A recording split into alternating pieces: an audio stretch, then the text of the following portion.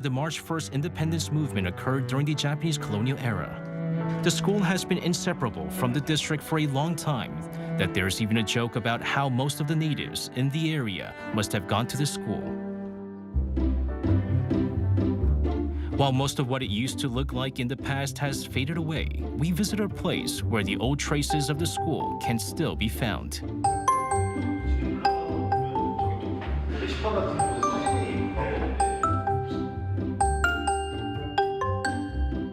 For the 100th anniversary of the school's establishment, an exhibition took place that highlighted the 100-year history of Sangil Elementary School.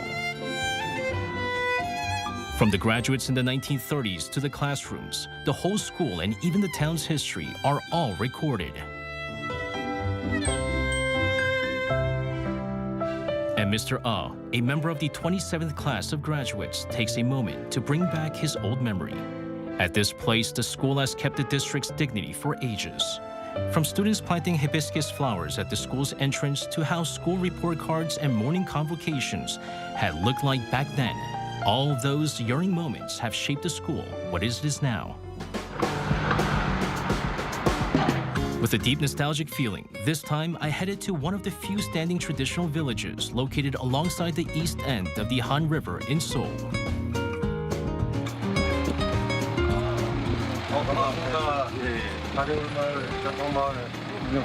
아, 예, 안녕하세요.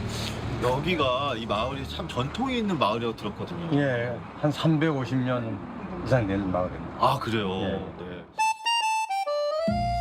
I'll be looking around this town with a senior villager I met at the start of the alleyway. There are rare moments when you scream, "Whoa, a place like this in Seoul?" This Kareyor village is where time seemed to have missed pulling its trick like it does everywhere else. 여기 제가 봤을 때는 이제 두 분이서 이 마을에서 되게 오래 사신 토박이 느낌이 확 나거든요. 네. 언제 오셔갖고 이렇게 여기서? 저희는 이 자리에, 예. 이 자리에서 지금 7대째 살고 있어요. 7대요? 네. 아, 그러면 제가 사장님 문종철. 네. 네. 그러면 여기가 제가 집성촌이죠. 우리 마을. 남평문 씨의 네. 집성촌이라고. 예. 맞네요. 네. 그래서 이제 저희가 어르신들 말씀 들어보면 350년 됐다고 그래요. 350년. 네. 그래서 이제 여기가 이제 가래여울 마을 집성촌 전통 마을이라고 이제 이렇게 칭을 하죠. 네. 그러니까 저는 이제 가래여울 마을 좀 글쎄요, 좀 생소한데 일단은 가래여울이라는 뜻을 좀 설명 좀 해주신다면. 예, 제가 말씀드리겠습니다. 네. 가래여울 마을은 왜 가래여울이냐면 네. 옛날에 강가에 이제 우리가 여기 이제 한 200m 가면 강이 있지요. 네. 그 강가에 가래나무가 많이 있었대요. 네. 옛날 어르신 말씀이. 그 가래나무가 많이 있고 지금은 이제 그 강을 준설해 갖고 넓어졌잖아요, 폭이. 네.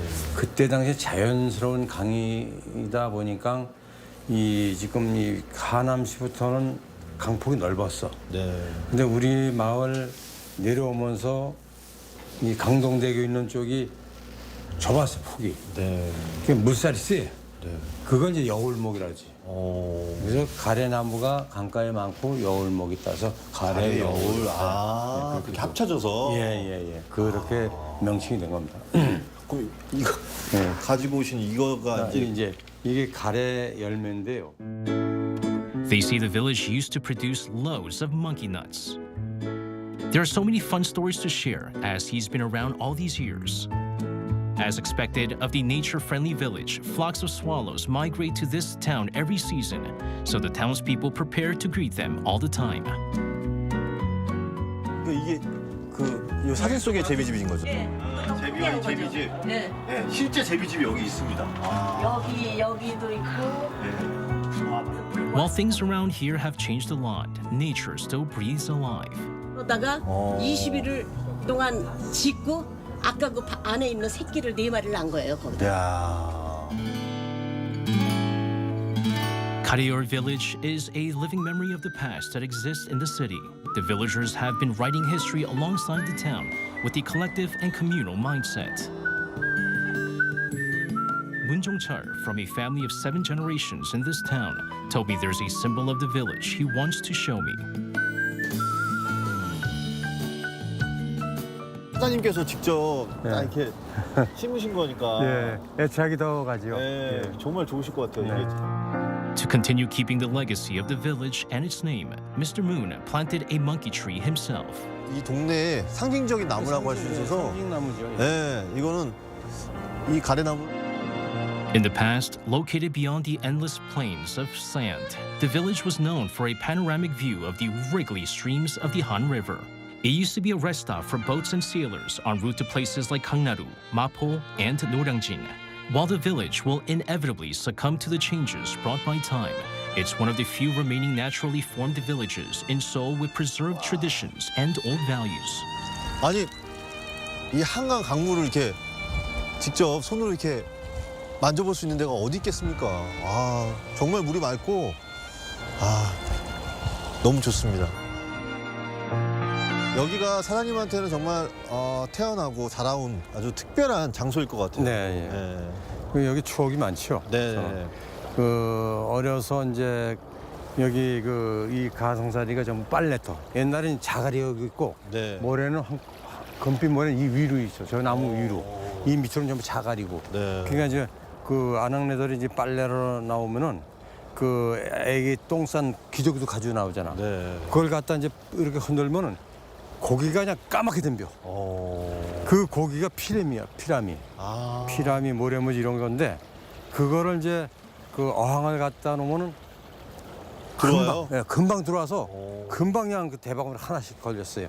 그래가지고 이걸 이제 매운탕도 끓여 먹고 또 이 동네에는 그 특히 주말 여름 하계절에는 이제 서울에서 대학생들이 오셔갖고 와갖고 캠핑을 갖고 야간에 그냥 뭐 축제도 벌리고 이렇게 한 동네예요. 그래서 이 동네가 진짜 그 물 맑고 백사장이 좋았기 때문에 대학생들이 너무너무 많이 와갖고 이 동네 장사도 잘 됐었죠. 그때 당시에는. 네. 지금도 네. 물이 너무 깨끗해요. 네.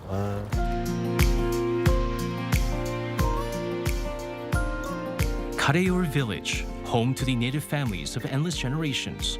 His history has now become a part of the village and its history. A village where time flows slowly as time goes, the warmer it seems to be.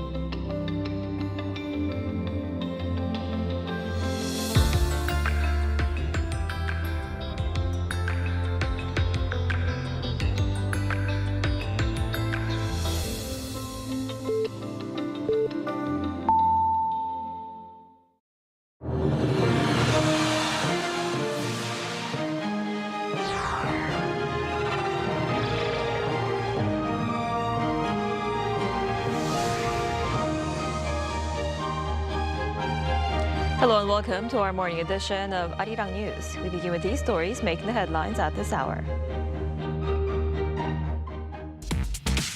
President Lee Jae-myung met his U.S. counterpart President Donald Trump on the sidelines of the NATO summit in Turkey and discussed follow-up measures on military shipbuilding cooperation. He is now in Mongolia for a state visit, the final stop of his two-leg trip. The IMF has upgraded this year's growth forecast for Korea to 2.6% and 2.5% for 2027. It says strong demand for semiconductors helped offset the negative impact of the Middle East conflict. The United States has carried out another round of strikes on Iran, raising questions about what comes next. But despite the latest attack, Trump insisted that this does not mean a return to war or a long-term action. President Lee Jae-myung met his U.S. counterpart Donald Trump on the sidelines of the NATO summit in Ankara and discussed follow-up to Trump's recent request for cooperation on Navy shipbuilding. He also held talks with Ukrainian President Volodymyr Zelensky and discussed the issue of North Korean prisoners of war. Our Youn Yuh-jung starts us off. 3 weeks after their last encounter at the G7 summit in France, the leaders of South Korea and the U.S. have met again, this time at an official dinner in Turkey for this year's NATO gathering. According to the Blue House, Presidents Lee Jae-myung and Donald Trump had a follow-up discussion on military shipbuilding cooperation, which President Trump had requested 3 weeks ago. 이번에도 역시 미국 군함 열척을 빠르게 건조해 줄 수 있겠느냐? 물론 거기에 대해서 당연히 가능하고 최선을 다하겠다고 답해 드렸습니다. Lee said he was willing to cooperate as much as possible and highlighted South Korea's excellent shipbuilding capability. The leaders have agreed to continue talks at a working level on what's been dubbed the Make America Shipbuilding Great Again project. The Blue House added that Trump has reminded Lee of his recent invitation to play golf, and the president's trip to the U.S. will be arranged at an opportune time. President Lee also sat down with Ukrainian President Volodymyr Zelensky for the first time, where they highlighted the need for cooperation for peace and recovery in Ukraine. South Korea announced on Tuesday a $100 million assistance pledge for the war-torn nation. When it comes to North Korea's military support for Russia, the leaders agreed to resolve the issue of North Korean POWs in accordance with international law and under humanitarian principles by respecting the free will of the captured. The South Korean president also held back-to-back meetings with Norwegian Prime Minister Jonas Gahr Støre and Romanian President Nicu Jordan, looking for greater cooperation in the defense industry and renewable energy. 지금 현재 국제 정세가 매우 불안정한 상태여서 이런 때일수록 국가 간 협력과 교류가 매우 중요하다고 생각합니다. During Tuesday's official dinner in Ankara, President Lee met with several other foreign leaders, including Spanish Prime Minister Pedro Sanchez, for talks on people-to-people exchanges, and the Netherlands Prime Minister Rob Jetten for talks on energy cooperation. Youn Yuh-jung, Arirang News. President Lee Jae-myung has now arrived in Mongolia for a state visit, the final stop of his two-leg trip. Korea's presidential jet, which departed from Turkey, landed at Genghis Khan International Airport on Thursday morning. Later today, he will hold his first summit with the Mongolian president in Ulaanbaatar. Following the talks, the two leaders are expected to adopt a joint declaration outlining ways to deepen the Korea-Mongolia strategic partnership. This is the first state visit to Mongolia by a Korean president in 15 years. So as President Lee embarks upon his visit to Mongolia, the country's ambassador to Seoul says the two countries are looking to deepen cooperation in critical minerals, healthcare, and regional security. Our correspondent Oh Soo-young has more. Korea and Mongolia are seeking to transform their strategic partnership into concrete cooperation in critical minerals, healthcare, and regional security. President Lee Jae-myung begins a state visit to the country on Thursday, marking a significant moment in bilateral relations, according to Mongolia's top envoy in Seoul. This state visit takes place after 15 years, when former President Lee Myung-bak has paid also state visit in 2011. So my country is really focusing on to get a very significant outcome during the state visit, and we especially focusing on to get very significant feedbacks and also strengthening cooperation in trade, investment, digital infrastructure, health sectors, and many other sectors. Critical minerals are expected to top the agenda. The two governments signed an MOU to establish a joint rare earth research centre in 2023, before officially launching a rare metals cooperation centre in Ulaanbaatar last December. That's why the state visit will push us to deepen our cooperation in critical minerals, more creating opportunities, not only exploring the natural resources, and also we are looking for building up industries for processing of the mineral resources to add to produce value-added products, which can be used for the Korean market and economy. Mongolia is also seeking greater Korean investment in construction, infrastructure, digital services, and healthcare. The ambassador says beyond those complementary strengths, there's a broader middle power partnership. Bordered by Russia and China, Mongolia's third neighbour policy seeks to deepen cooperation with partners beyond its two immediate neighbours. Korea plays important role. Korea has their own places in our foreign policy, especially in a third neighbor policy, and we always think Korea is our closest partner, and also Korea is the partner with our shared values, including democracy, the rule of law, human rights. It is also one of the few countries to maintain diplomatic ties with both Koreas, and has hosted the Ulaanbaatar Dialogue on Northeast Asian Security since 2014. Since 1990, Mongolia has implementing open, transparent, and multipolar foreign policy. In 1992, Mongolia has declared its own policy, which we call nuclear weapon-free status. This policy was declared by our former president Ochurbat at the UN General Assembly. So since that time, the Mongolia is really keen playing, especially in this region, to maintain peace and security. The Blue House says the leaders are expected to present a shared vision for a golden era of bilateral ties, spotlighting critical minerals, food security, healthcare, science and technology, and peace and stability on the Korean Peninsula. Oh Soo-young, Arirang News.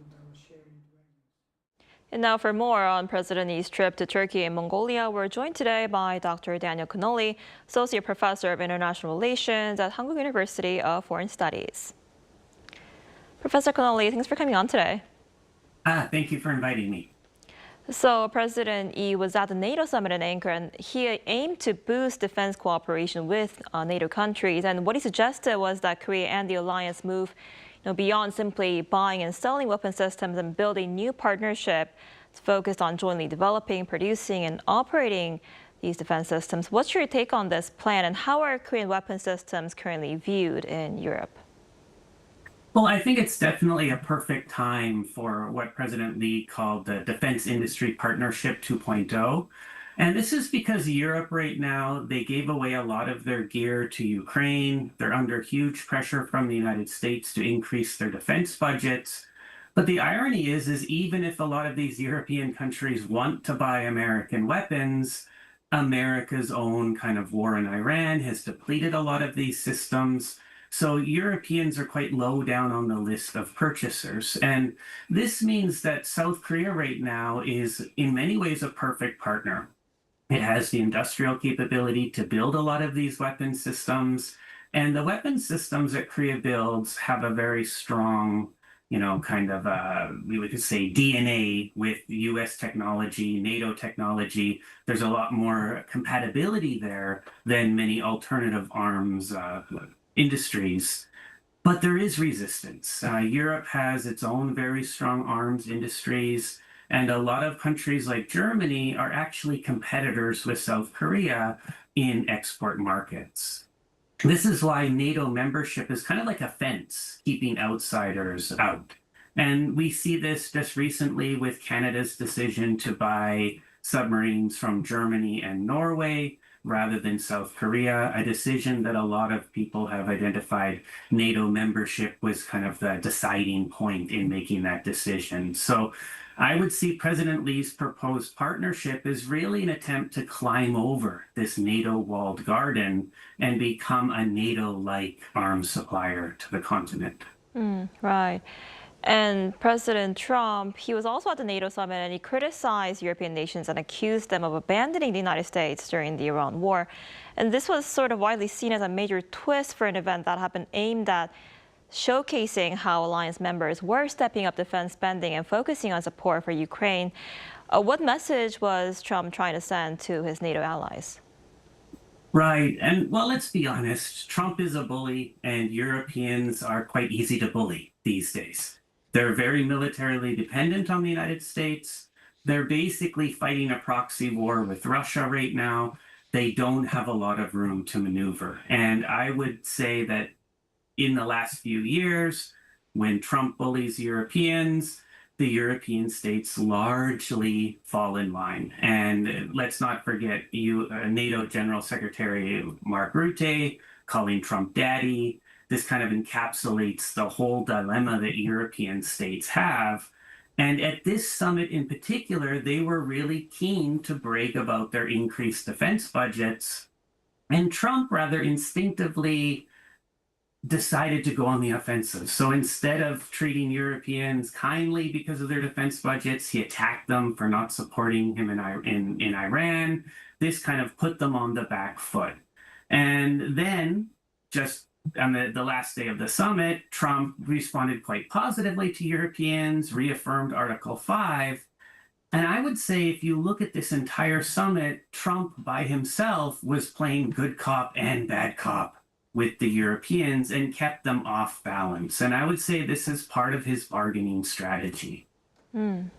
I see. And what Trump also said is that the United States will give Ukraine a license to produce Patriot defense systems to counter missile attacks from Russia. What impact could this have on the course of the war? It's now dragged on for more than 4 years now.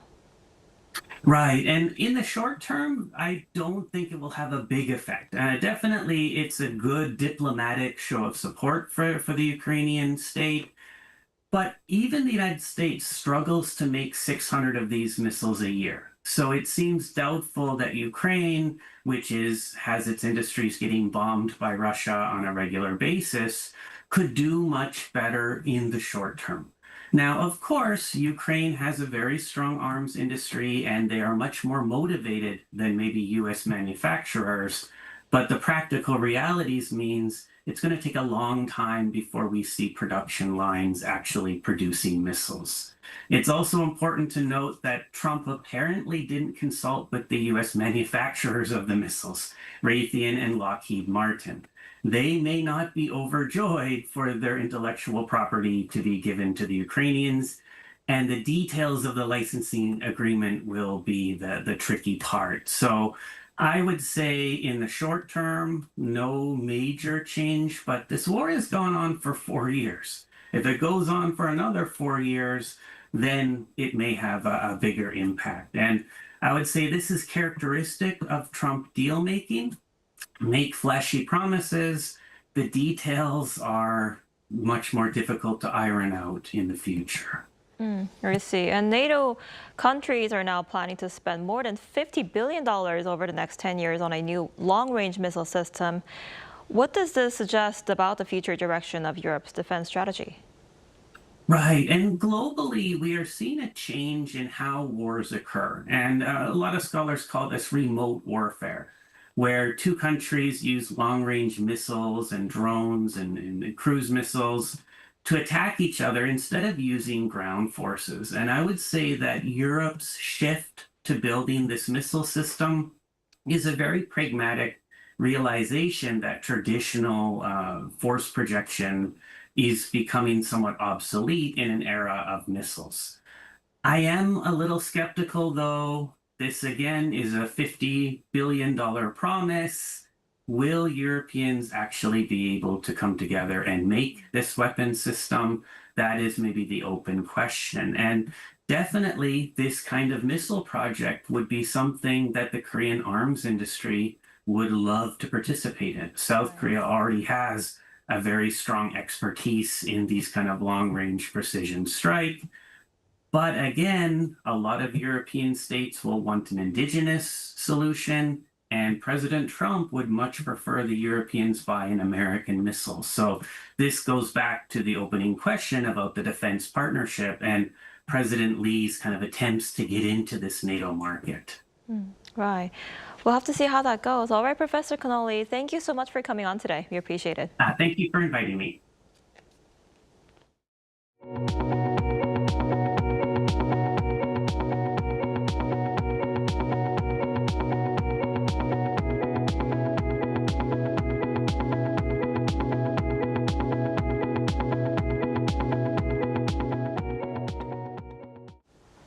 The global AI boom has given Korea's economy a boost, according to the IMF, as it raised the country's expected growth rate in 2026 to 2.6% from previous 1.9%, saying that the chip exports completely offset the Middle East situation, despite the nation's reliance on the region for energy. Our Kim Do-yeon reports.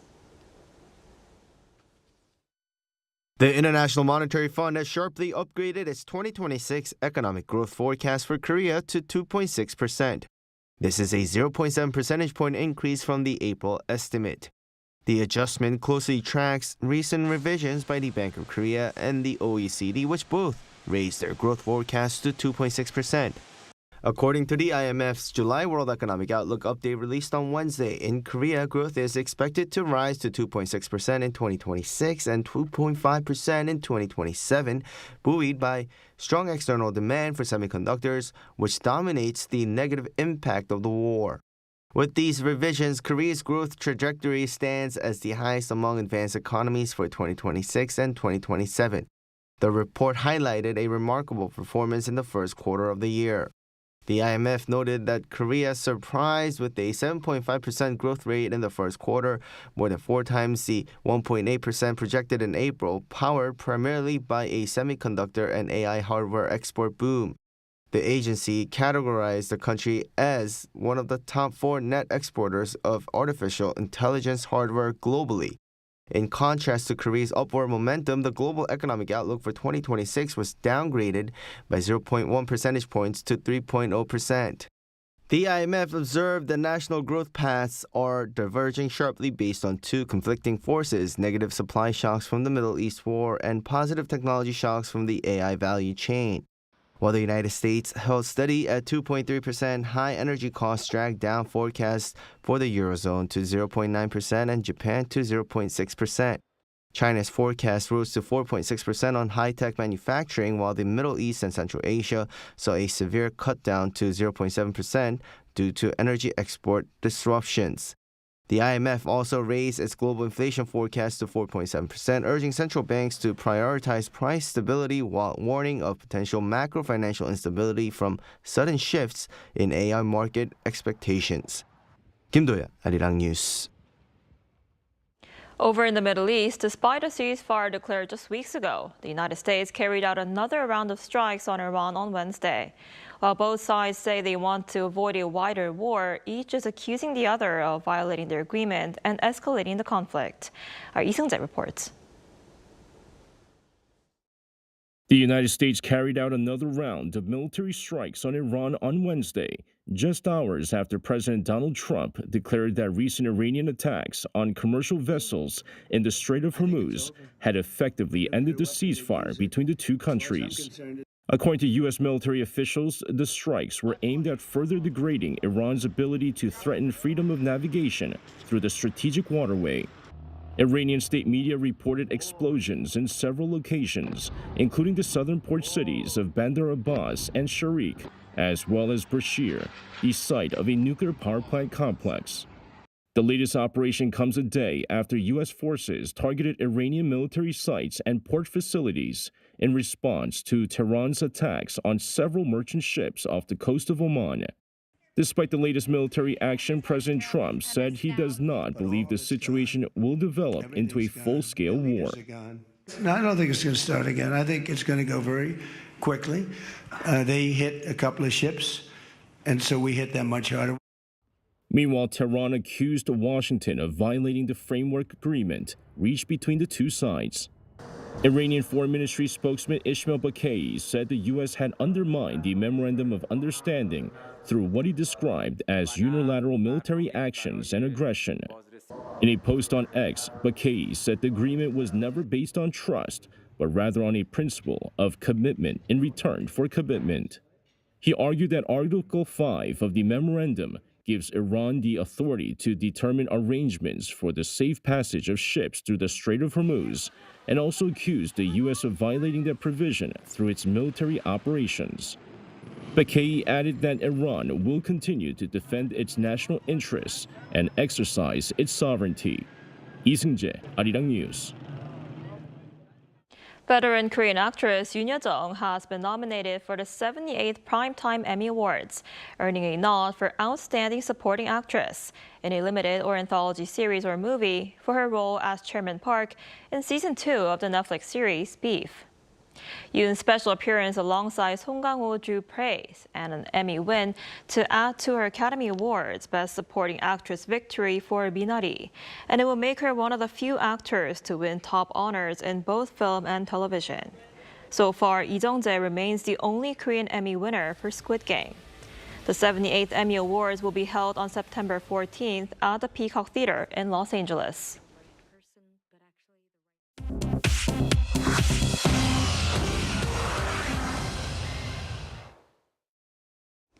Good morning, I'm Choo Ji-hyun, and this is The World Now. President Donald Trump announced Wednesday that the United States would permit Ukraine a license to manufacture Patriot missile interceptors domestically, marking a significant shift in military support. Trump made the announcement during a meeting with Ukrainian President Vladimir Zelensky at the NATO summit in Ankara without providing further details. The move represents a departure from previous tension between the two leaders, which included Trump calling Zelensky, quote, ungrateful. Ukrainian officials welcomed the announcement as an important step towards strengthening the country's air defense capabilities. Trump said he would speak with Russian President Vladimir Putin later Wednesday and described both leaders as difficult negotiating partners in ending the war. China will allow some domestic technology companies to purchase a limited number of Nvidia's H200 processors, signaling eased restrictions on importing American semiconductor technology. Companies including Alibaba, ByteDance, and DeepSeek have received notification of the new purchasing permissions. Businesses must specify the quantities needed and provide justification to receive approval. The decision comes months after Washington cleared the sale domestically, with Beijing previously citing security concerns and worries about undermining homegrown chip development. The total number of processors approved for purchase remains under discussion, with estimates suggesting fewer than 200,000 units. In Bangladesh, a landslide struck a girls' school inside a refugee camp, killing 7 students and 1 teacher. The landslide buried the school in the coastal city of Cox's Bazar on Wednesday. 5 other children were rescued and taken to hospitals for treatment. Monsoon rains have battered the region since Sunday, triggering landslides across the area. More than 1 million Rohingya refugees live in the settlement, the world's largest refugee camp. Authorities have issued warnings for continued flooding and landslides as more rain is forecast for the coming days. Justin Bieber will join Madonna, Shakira, and BTS as performers for the World Cup final halftime show on July 19th in New York. The 11-minute performance is the tournament's first Super Bowl-style entertainment segment. The World Cup quarterfinals continue this week with 8 teams remaining, but all 3 host nations were eliminated in earlier rounds.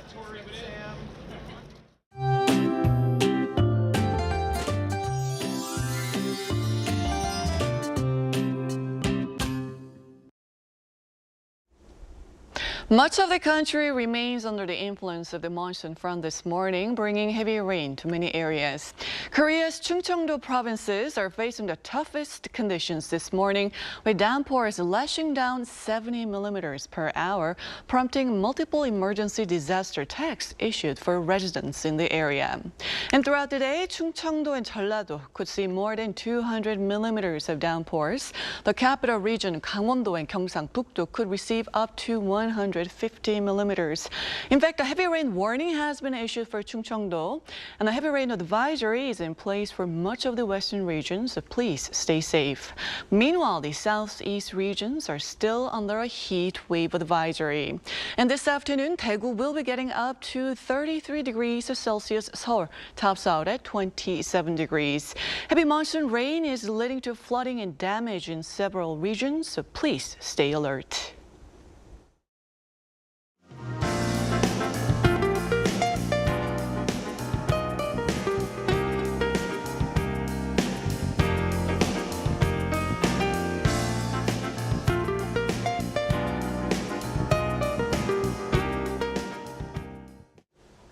Now that's all we have for this morning. Arirang News will be back at noon Korea time. Thanks for watching.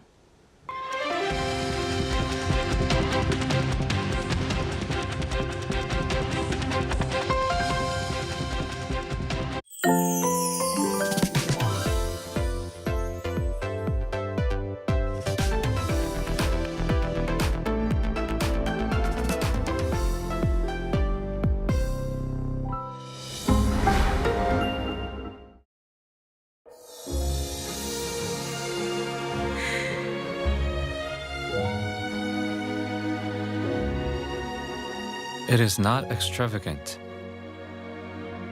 It isn't even symmetrical. And yet, why does it remind us of the moon? This is the white porcelain we now know so well, the moon jar.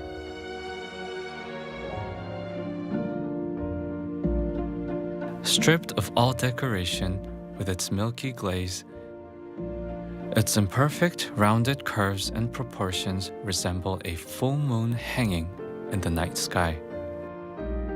Or perhaps it is the familiar name moon jar that leads us to think of the moon. But did you know it once had a different name? In the Joseon era, this jar was simply called 백항, meaning a white jar, or 백대항, a large white jar. So how did this simple white jar come to be seen as the moon?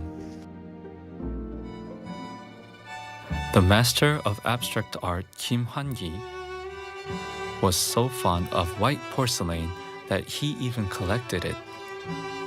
According to a memoir written by an antique dealer he frequented, it was after Korea's national liberation that Kim Han-gi began collecting ceramics, and he grew particularly fond of one white jar, naming it the moon jar. It was his close friend Choi Sun-woo, former director of the National Museum of Korea, who popularized the name. Through a newspaper column, he formally used the term moon jar, and it has since become the accepted name for this cultural heritage. The moon jar, like an old friend, comforting, like a mother's embrace, warm and gentle. What moon lingers in your heart tonight?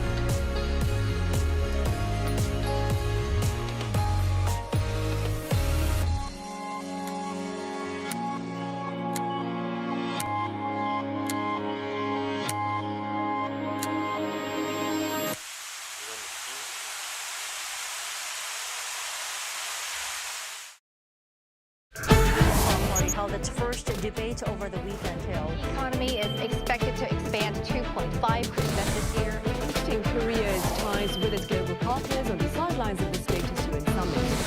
It's a massive drone attack on Ukraine overnight on Monday and Tuesday.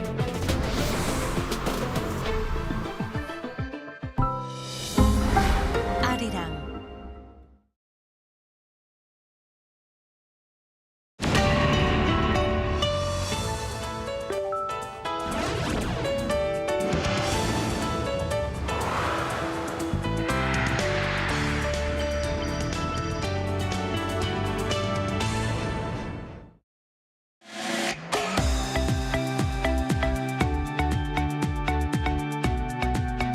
We're here to bring a new type of news show. New insights, new styles, and new topics every day. We are News Generation. Bringing news just for you. It's Thursday, July 9th here in Seoul. I'm Lee-Soo-jin, and this is News Generation. Joining us today is Luan. Good to be here. Good to have you. And also June's with Great us. to be here as well. Thank you. And both are here to speak on behalf of people in their 20s and 30s. So we're heading towards the end of the work week when even the smallest rewards start to feel well-earned and every little purchase somehow feels more justified than it did earlier during the week. And that naturally leads us to how we spend when it's just for ourselves. So, what's been your most satisfying purchase recently, and what's one expense you could never give up? Is what I want to start with. Luan, do you want to go first? I have two items that I bought recently and I really love. It's first a phone after I decided to buy a new one after 6 years. That's amazing. The fact you had a phone for 6 years. I am so happy. Well deserved. Secondly, these days I am obsessed with a video game and I bought 3 little game character figurines that I exposed on my bookshelf at home. I just wanted to buy one at first, but they were so cute and I love all the characters, so I couldn't resist and bought 3. Like, glad you have them on display. What? Yeah, I'm glad you had them on display. Thank you. Again, I'm really happy with that. But being a student, I should have not because I don't have that much money. But there is one expense I cannot give up, and it's my music app subscription. Even though it is not the cheapest one, I cannot think of changing like to another app or giving it up because music is my life. Especially if you're a student. Yeah. You can't live without music. I need that again. What about you, Jian? Well, the most satisfying purchase that I've recently made is a color printer. You know, if you think about color printers, they come up with a high price tag and it takes a lot of space in your house. So you've got to think twice before buying it. I already have a black and white printer in my house, but why not? Why not invest some money on my work? So now I have a color printer and it's very clean. I mean, like I can see the documents and my scripts very clear with the, the images on everything in color, and also my kids love it. So it's worth buying it now, and it's a purchase that I genuinely improve my daily workflow that is. And one expense I would never compromise on my expense is everything that I consume, eggs and milk. Ooh, the most important, it's a staple. Daily, yes, that's right. Because even though I can't buy beef, expensive beef every single day for them, but they can eat some quality, good egg and milk every single day. So why not? So that kind of a responsibility the families can take for them. So, quality for my family and color for me. Perfect. So it's interesting how the most satisfying purchases aren't always the most exciting ones sometimes. They're often the ones that make everyday life a little easier or more meaningful. So we're going to talk more about this, but first, let's take a look at the screen.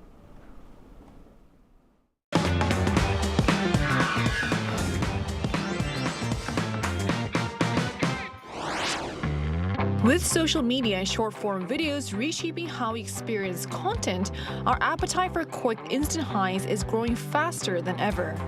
At the same time, as tighter budgets squeeze everyday spending, young people are increasingly looking for ways to chase that same sense of excitement while optimizing both time and money. Today on News Generation, we take a closer look at the rise of sites designed to give you quick bursts of stimulation among young Koreans, why these virtual experiences are proving so satisfying, and how a new consumption culture is emerging, one that prioritizes saving time over spending money.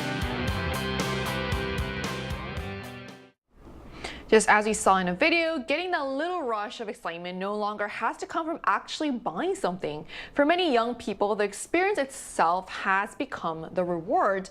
And that shift is giving rise to some surprisingly creative online trends. So what exactly are these dopamine sites that are going viral that everyone is talking about these days, Jian? Well, they are websites that let people experience, they can buy food, they can order food without actually purchasing it. Oh, that's interesting. It is indeed. According to CNN, a website that lets users go through the experience of ordering food without actual delivering it has gone viral. It gives people the thrill of shopping or ordering food without the financial guilt or the extra calories. Users can browse the menu like this, add items to their cart, and even click the checkout button. However, instead of placing the order, the site automatically cancels it and shows how much money, how many calories you have saved. In other words, it gives people the satisfaction of ordering food. Some sites even offer imaginary products such as invisibility clogs and negative calorie fried foods. And it's kind of a clever way to consume your money, but not actually consuming it. It satisfies an impulse buying while encouraging self-control at the same time. And in fact, I tried it once. And to be honest with you, when I'm on a diet, I send some emojis, food emojis to my friend in order to, cope with my cravings. And this actually has the same feeling. I'm not sure about others, but it gave me a similar feeling at this time. So it may not actually replace the real thing that you want to experience, but it definitely helped curb my appetite for a while. So it's probably the healthiest takeaway I have ever experienced. So I've tried the ones that we showed in the footage there as well. And it's so nice to get that pent up frustration of being able just to put everything in my cart, the most unhealthiest food items. Without worrying about the calories and the money. Or the money. Yes. Exactly. I need to try it. I recommend it. So it's fascinating that people are enjoying the shopping journey without expecting anything physical to actually arrive. And it really shows how the experience itself can matter more than the product. It's not just shopping that's getting this virtual makeover. So what are some other virtual experiences that are catching on with young people these days? There's another great example, which is the virtual smoke break websites. What I find interesting is that it's not really about smoking. It's about recreating the feeling of taking a short break with other people. Wow, there's puffs coming up on the screen. Yeah, users can see who else is online and leave anonymous messages like, I'm getting through another day, or I want to go home. Even though they are complete strangers, it creates a small sense of connection. And I think a lot of young people can relate to that. Sometimes you don't necessarily want a long conversation with your friends. You just want to know that someone else is going through the same thing. Even a small moment of shared experience can make you feel a little less alone. That's why these kinds of virtual experiences are becoming more popular. They are not just replacing real-life activities, they are recreating the feeling of taking a break, connecting with others, and finding a little comfort without the pressure of a real-life interaction.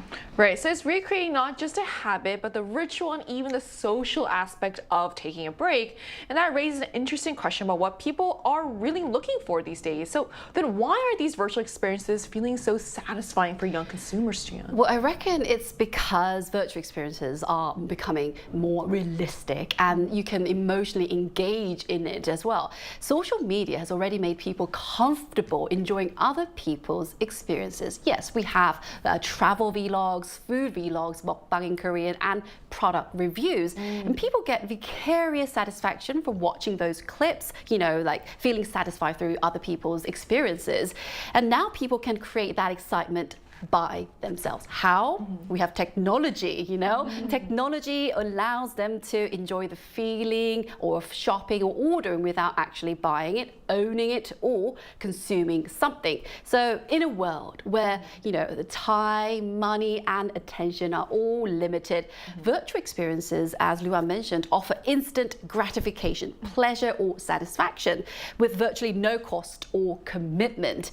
That's quite appealing to to younger generations who value convenience and flexibility. So perhaps the happiest shopping bag is the empty one. So I think that's a really good connection that you made about how, we used to watch mukbang, and this is kind of like an evolution of that. It has evolved from that to people actually participating themselves in this. So it sounds like we've gone from watching someone else's life to actively participating in simulated experiences ourselves. And perhaps that says something about what people value most in the experience. So what is it about these virtual experiences that make them feel so rewarding, Wong? I think it's because people get to enjoy the exciting part without the downside of it. Like browsing projects, filling up your cart, or imagining what you would buy can already be fun. But with these websites, there is no pressure to actually spend money or worry about regretting an impulse purchase. I think every one of us already did. Can relate to that? Yeah. In fact, anticipation is a big part of the experience. Sometimes looking forward to something can be just as enjoyable as actually having it. These websites let people experience that excitement in a fun and completely risk-free way. And for example, I love decorating houses in The Sims. It's a life experience game. And I know I don't actually own that beautiful house and those expensive furniture pieces, but I still really enjoy designing the space and imagining what it would be like to live there. For me, the creative process is already rewarding, even if it only exists in a virtual world. Right, I'm sure a lot of people can relate to that. So the excitement isn't necessarily in owning something, it's in the anticipation and the process itself without any of the financial consequences. And it also seems to reflect a much broader shift in how young people are choosing to spend, and it has actually given rise to a new trend here in Korea. There's a term that's going viral. So what is the Youn trend, and why is it resonating so much with young consumers right here in Korea? Youn, you need only one product or something, one food. So this mindset actually reflects a broader shift in consumer priorities, what you value most. Instead of buying more and more items, people are becoming much more selective, smarter, and paying more attention about what they actually buy. So they're asking, do I really need one, when they add them in the cart, rather than will this impress other people? So in fact, according to a survey, this was conducted in 2025, it's Consumer Trend Survey. They had a survey with 2,000 people. 89.7% said they prefer practical purchases that satisfy their own needs, their wishes, rather than purchases made to show off, to show to other people. Then what's behind this shift? Well, economic uncertainty. This has certainly accelerated this trend as living costs continue to rise every single day. Consumers are placing greater value on practicality, durability, and affordability at the same time. So that's why second-hand platforms and group buying on social media, also budget retailers, are becoming increasingly popular among MZ. This trend is also reflected on Daiso strong sales. I'm sure you have used this once in your life. Well, the popular discount retail store, this chain, saw its sales rise by 30% compared with the same month last year. So maybe the smartest purchase is the one you don't actually make. Right. So it seems young consumers are redefining value, not by spending more, but by making every purchase feel more intentional. And that mindset is beginning to reshape not only what people buy, but also how they seek enjoyment in the first place. So to get also a broader perspective on this, we're going to be joined by an international college student who's made saving money a part of her everyday life. And that conversation will take place right after break, so don't go anywhere.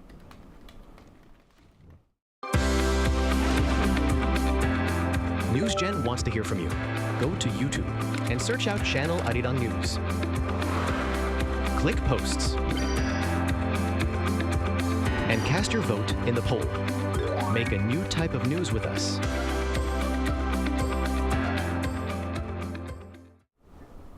We're now joined by Rochelle from Indonesia, who has become much more mindful of how she spends her money since moving to Korea as an international student and living on her own. So hello, Rochelle. Thank you so much for connecting with us today. Hello. Thanks for having me back. Thanks for coming back on. So Rochelle, what's the biggest money-saving trend among young people in Indonesia these days? I can say that having like a passive income is one of the most general way that at least the people around me are doing right now. So we have this thing called deposito, or certificate of deposit in English, where it's like a specialized account offered by banks to help people save money and to receive back a certain percentage of interest in a long-term period. However, as you mentioned about Youn Yuh, I was watching you guys discussing about Youn Yuh thing. We also have terms that is on trend because unfortunately the prices in Indonesia are skyrocketing too. So in order to cope with that, we have this term called yang penting kenyang, or as long as it's filling. So it's like a trend where it includes like a simple lifestyle for people to bring their own lunch boxes or to prepare their own meals. And for some people who cannot do that, they have to go to eat out for lunch anyhow, right? So, but they don't go to like a fancy restaurant, but they would just instead go to the nearest humble and simple food stalls or hawkers to find like to have the most affordable and diverse menus. So in a way that they can always feel full for the day, but also saving their pockets. I wish we have that a term in France too for that. I think it's really interesting. So, what's the most interesting thing you spent money on lately? Sorry. Oh, thankfully I'm not an impulsive shopper.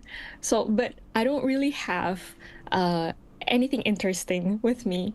However, if I have to mention anything, something that whenever I mention this to my friends, they would get shocked.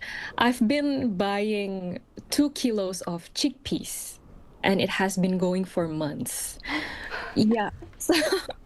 So yeah, I've been eating chickpeas almost every day. So because I'm trying to diverse out my carbs intake, so it's not solely rice or noodles, but it's chickpeas. And it has been helping me a lot in saving money, of course. Not only of course it is healthier, but then it can be a meal substitute, but I can save money because it helps me to stop snacking. So I can just snack on chickpeas. Wow, Rochelle, I'm going to try the chickpeas next time then.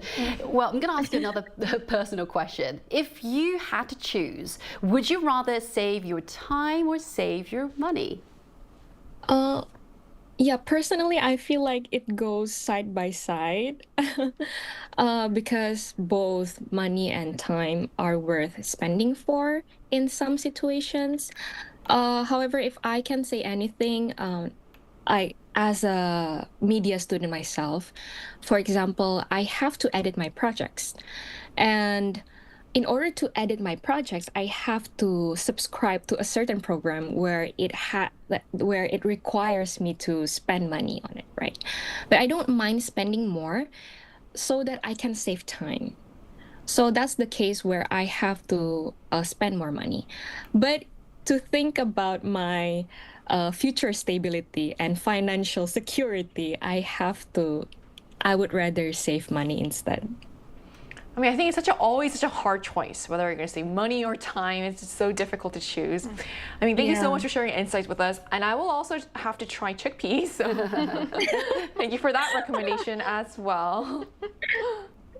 All right. Thank you for coming on today. Thank you so much for having me. So we just spoke with a college student from Indonesia about how Gen Z is finding creative ways to save the most memorable things worth spending on, and whether time or money matters more when making a purchase for her. So interesting, that last point reflects a growing shift we're also seeing right here in Korea. So is saving time becoming just as important as saving money, Lon? I definitely think so. For a lot of people, especially younger generations, time has become one of our most valuable resources. For example, more people are buying things like robot vacuums or washer-dryer combos. They're not necessarily the cheapest option, and when I was younger, I really thought that only rich people got those, but now I think it is pretty common to have them, and it is because they save time and make everyday life a little easier. That extra time can be spent relaxing, seeing friends, or doing something you actually enjoy. And I think that's why many people, including me, are willing to spend more on convenience now. So it's interesting that convenience is no longer viewed as a luxury, but then people are willing to pay more for it if they're able to save time. So that naturally raises a bigger question about where these changing priorities are headed. So in light of this, will these new consumption habits continue to shape the younger generations, Jian? Yeah, I do believe it will continue and develop over time, since experiences that are affordable and emotionally rewarding will remain popular. That said, there is a risk indeed. If we keep chasing quick dopamine hits, even virtual ones, we may end up feeling more mentally exhausted than satisfied. So sometimes less excitement brings more happiness in your life. Right, well said. So as consumer habits continue to evolve, people are becoming more intentional about what they spend their money and their time on. For many, value is no longer measured by how much they own, but by how much satisfaction and convenience a purchase brings. And that shift may ultimately redefine what it means to spend wisely. And that brings us to the end of today's episode of News Generation, but News Gen will be back tomorrow at 10:30 a.m. Korea time with more stories and discussions. A big thanks to Luan. Thank you for having me here. Going on, and also Chia. Thank you for having me too. And to our viewers, thank you so much for watching, and may your next dopamine hit come without the credit card bill as well. We are News Generation.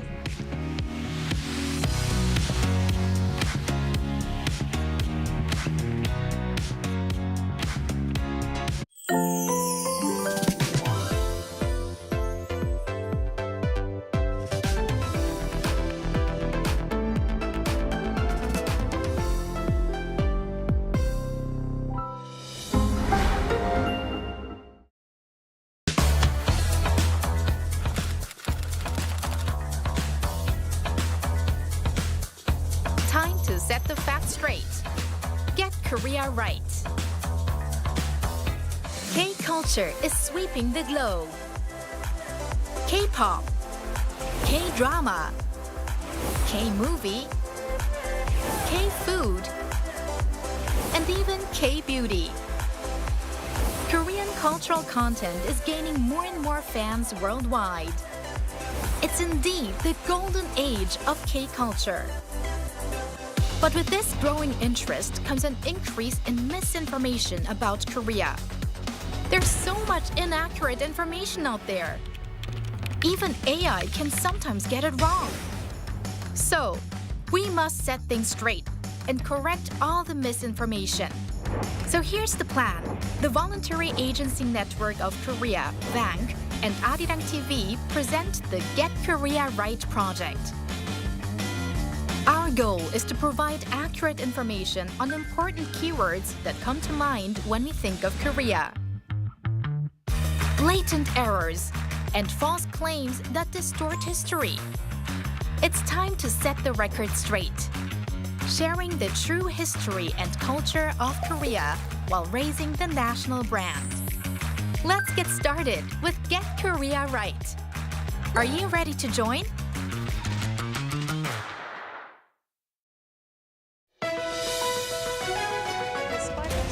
Highlighting Korea's position on the global stage, News Center. We bring you major issues in politics, economics, diplomacy, culture, and more. From timely, reliable on-the-ground reports to studio discussions for in-depth analysis. Discover the latest developments on News Center. Where does the momentum for the future come from? Step into the places where world-changing ideas are born.